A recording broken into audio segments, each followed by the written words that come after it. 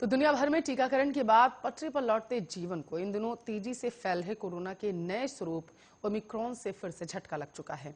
विश्व संगठन ने इसे चिंताजनक स्वरूप करार दिया है। वायरस के इस B11529 का सबसे पहले प्रसारण दक्षिण अफ्रीका में देखने को मिला था। आपको बताते चलें, यह इतना संक्रामक है कि दक्षिण अफ्रीका में 2 हफ्तों में ही नए मामले 4 गुना से ज्यादा बढ़ चुके हैं।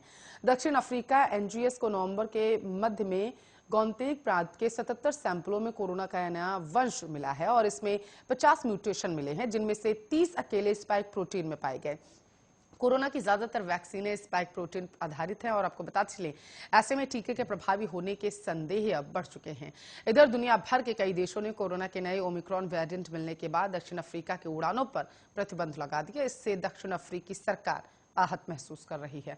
उनका कहना है कि हमें जीनोम सीक्वेंसिंग के जरिए वेरिएंट खोजने की सजा दी जा रही है। वहां के स्वास्थ्य मंत्री जो फाला ने कहा है कि नए वेरिएंट को लेकर दक्षिण अफ्रीका पर लगाए गए यात्रा प्रतिबंध कठोर और बेहद गलत है। लगता है कुछ देश और नेता ओमिक्रॉन की समस्या से निपटने के लिए हमें बलि के बकरी की तरह इस्तेमाल करने की फिराक में है।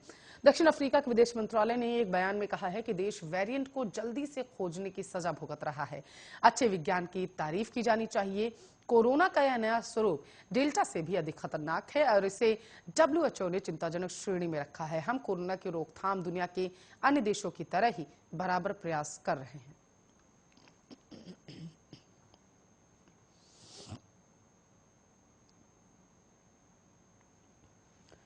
तो मध्य प्रदेश के स्वास्थ्य मंत्री प्रभुराम चौधरी ने कोरोना की तीसरी लहर को लेकर बड़ा बयान दिया। उन्होंने कहा है कि राज्य में तीसरी लहर न आए, इसके लिए मैं हर दिन सुबह उठकर भगवान से प्रार्थना करता हूं।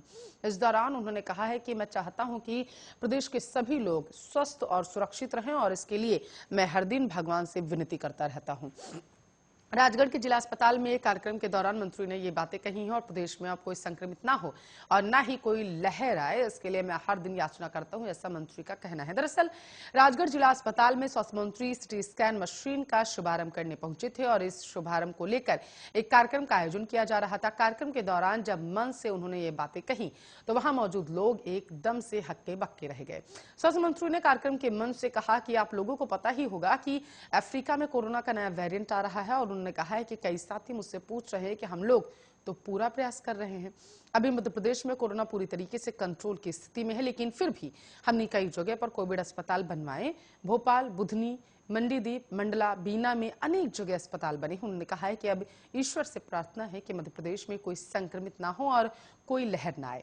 हर दिन उठकर मैं भगवान से प्रार्थना करता हूं कि मध्य प्रदेश के लोग सुरक्षित रहें और किसी तरीके की कोई लहर वहां पर न आए, क्योंकि जितना हमने भुगतना होता है लोगों के लिए प्रयास किए जा रहे हैं रात और दिन। कभी कभी तो रात भर सोते नहीं थे। जब पता लगता था कि किस अस्पताल में 4 घंटे के बाद ऑक्सीजन खत्म हो जाएगी तो कहां से ऑक्सीजन पहुंचाई जाए, इसके लिए हम लोगों ने बहुत प्रयास किया।